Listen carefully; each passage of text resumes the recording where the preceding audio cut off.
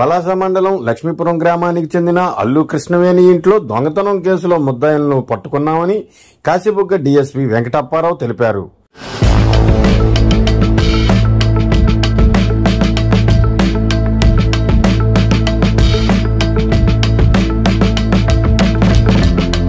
ఆదివారం కాశీబుగ్గ పోలీస్ స్టేషన్లో ఏర్పాటు చేసిన ప్రెస్ మీట్లో ఆయన మాట్లాడుతూ, కాశీబుగ్గ పోలీస్ స్టేషన్ సీఐ వారి సిబ్బందితో కలిసి కోసంగపురం జంక్షన్ వద్ద వాహనాల తనిఖీ చేస్తుండగా 3 ముద్దాయిలు 2 మోటార్ సైకిళ్లపై వస్తూ పట్టుబడగా పై కేసుతో పాటు కాశీబుగ్గ పోలీస్ స్టేషన్ పరిధిలో మరో 6 దొంగతనాలు చేసినట్టు, వారు దొంగతనం చేసిన బంగారం, వెండి వస్తువులను అమ్ముటకు పలాస వస్తుండగా పట్టుబడ్డారని తెలిపారు.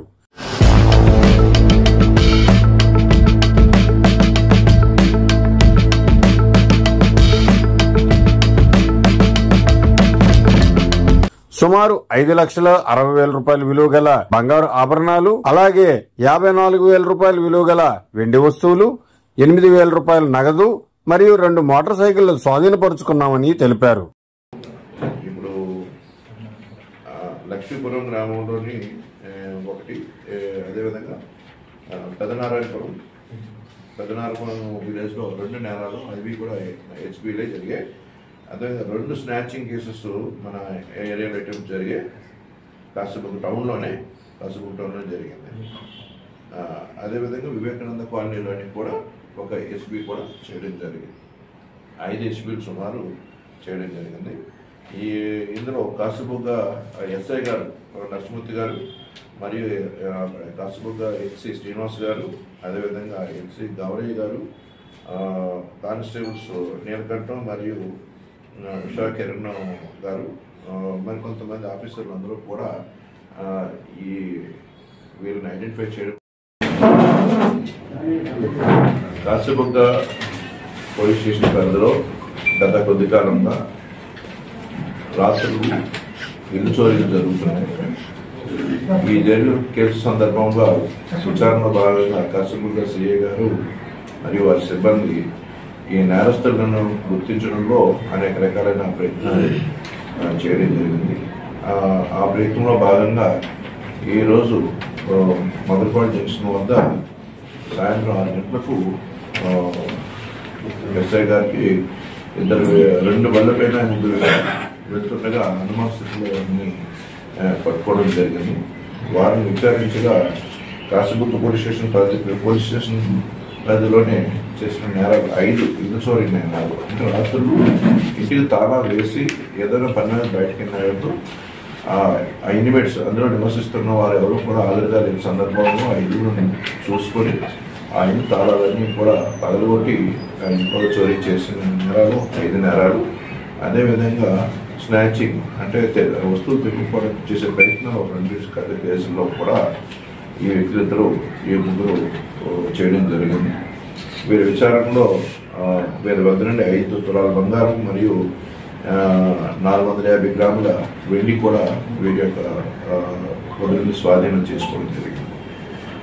వీరు ఇందులో ముద్దాయిల పేరున సంతోష్ సాహు మరియు రాజ్ కుమార్ సాహు అండ్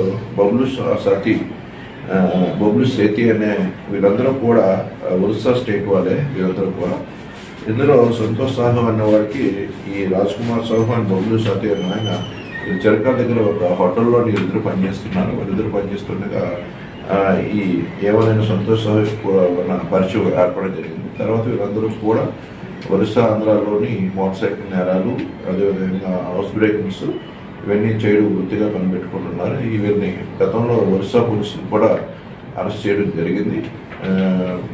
మనకి రాబడిన సమాచారం మేరకు మనకున్న టెక్నికల్ ఎవిడెన్స్ ప్రకారం కొన్ని కేసుల్లో మనకు లభించిన టెక్నికల్ ఎవిడెన్స్ బేస్ చేసుకుని ఈ మొత్తాన్ని ఐడెంటిఫై చేయడం కూడా జరిగింది. అందులో వారి యొక్క అంటే సైంటిఫిక్గా మనకి ఎవిడెన్స్ లభించిన దానిపైన వారిని గుర్తించి వీళ్ళని ఐడెంటిఫై చేసి వీళ్ళని అరెస్ట్ చేసి మనం వీళ్ళ వద్ద నుండి దొంగచొత్తుని మనం రికవరీ చేయడం జరిగింది. సాధారణంగా ప్రజలందరికీ చెప్పేది ఏంటంటే అందరూ లాక్ చేసుకుని వాల్యుబుల్ అయిన ఐటమ్స్ అన్ని కూడా ఇంట్లో పెట్టుకొని ఎక్కువ రోజులు ఏంటంటే వేరే పనుల మీద బయటకు వెళ్ళడం జరుగుతుంది. వాల్యుబుల్ ఐటమ్స్ ఏవనేటప్పుడు బ్యాంక్ లాకర్స్ ద్వారా కానీ కొద్ది జాగ్రత్తగా ఎవరైనా బంధువులు ఎవరైనా కానీ లో ఉంచి వెళ్ళడం మంచిది. ఈ లాక్డ్ హౌసెస్ అన్నింటినీ కూడా వీళ్ళు ముందుగానే సర్వే చేసి ఎవరు లేని సమక్షంలో ఏంటంటే ఈ నేరాలు చేయడానికి పాల్పడుతుంటారు.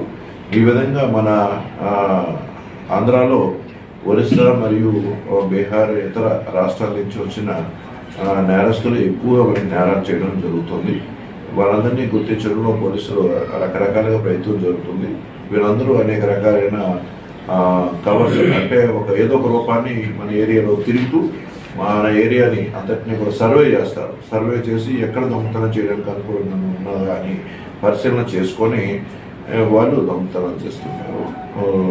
ఈ విధంగా మన ప్రజలందరూ కూడా బయటికి లాక్ వేసేటట్టు కనిపించకుండా కొద్ది జాగ్రత్తగా కేసులు అనేవి కూడా జాగ్రత్తగా వేసుకొని కొద్ది సెక్యూరిటీ మెజర్స్ అన్నీ కూడా పెట్టుకొని అదేవిధంగా సీసీ కెమెరాస్ కూడా అందరూ కూడా ప్రతి ఒక్కరు కూడా విననంత వరకు సీసీ కెమెరాస్ వీధిలో కానీ లేకపోతే ఇళ్ళలో కానీ పెట్టుకుంటే మనం నేర పరిశోధనలో పోలీసుకి మరింత సహకారం మీరు ఇవ్వడం జరుగుతుంది. దయచేసి ప్రజలందరూ కూడా మన సంరక్షణ నిమిత్తమే కాబట్టి వీరంత వరకు కెమెరాస్ అన్ని కూడా వీరంత వరకు అమర్చుకుంటే మంచిదని చెప్పేసి మా సూచన. లేని పక్షంలో కొద్ది వస్తువుల పట్ల మీ వాల్యుబుల్ వస్తువుల పట్ల ఏంటంటే కొన్ని జాగ్రత్తగా తీసుకోవాల్సిన ఆవశ్యకత ఉందని చెప్పేసి ప్రజలందరికీ కూడా ఈ సందర్భంగా తెలియజేస్తుంది.